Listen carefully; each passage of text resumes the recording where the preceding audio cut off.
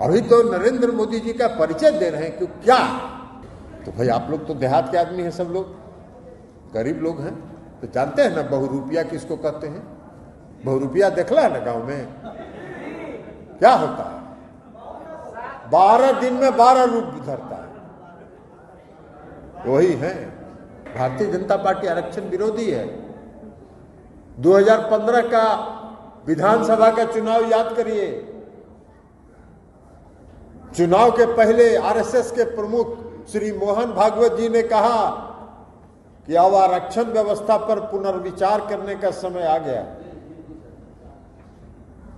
ये उनकी सोच है, भारतीय जनता पार्टी की यही सोच है। भारतीय जनता पार्टी का जो चरित्र है ना, वो चरित्र बहुत गड़बड़ है। हाथी का दो दांत होता है, वो खाने वाला है, वो दिखाने वाला।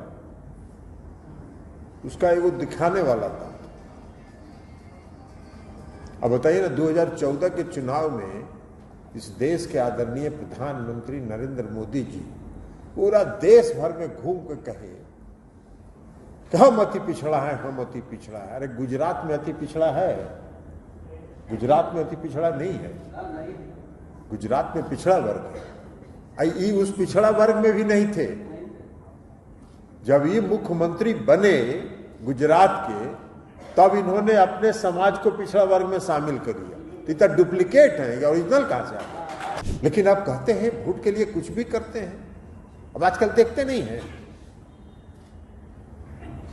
भाई, कोई आदमी 10 साल देश का प्रधानमंत्री रहेगा तो देश की जनता को हिसाब किताब देगा ना जी 5 साल में। भाई चुनाव होता है 5 साल के लिए, और 5 साल में जो सरकार चलाता है वो 5 साल के बाद जब फिर जनता की अदालत में वोट मांगने के लिए जाता है तो बताता है ना कि हमने 5 साल में क्या किया, और देखिए हम ये काम किए, ये काम किए, ये नहीं कर सके, हमको फिर से वोट दी। इसलिए कुछ लेखा जोखा है ये नहीं है, सब बही खाता सब साफ है, खाली है बही खाता। तो क्या बोलेंगे? तो कभी कहेंगे चिता लाए, कभी कहेंगे राम मंदिर बनवाएंगे। टीवी अगर खोलिएगा तो सुबह में कहाँ शिवलिंग निकल गया, कहाँ विष्णु भगवान का मंदिर निकल गया, कहाँ कुछ निकल गया। एक एक दरवाजे तक हम लोग पहुंचे और बताएं कि ये चाय बेचने वाला ढोंगी है, ये चाय नहीं बेचता है, चाय बनाने तो आता ही नहीं है, तो चाय बेचेगा कहां से? चाय बनाने आता है हमको?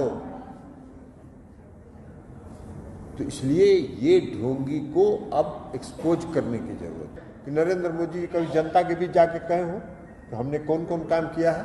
नहीं, कोई काम का चर्चा नहीं होगा। देश में महंगाई बढ़ रही है, देश में बेरोजगारी बढ़ रही है, जो रोजगार है उसको भी खत्म किया जा रहा है। नरेंद्र मोदी जी के 10 साल के शासनकाल में जितना रोजगार इस देश से खत्म किया गया है, उतना आजादी के बाद से आज तक नहीं खत्म किया गया।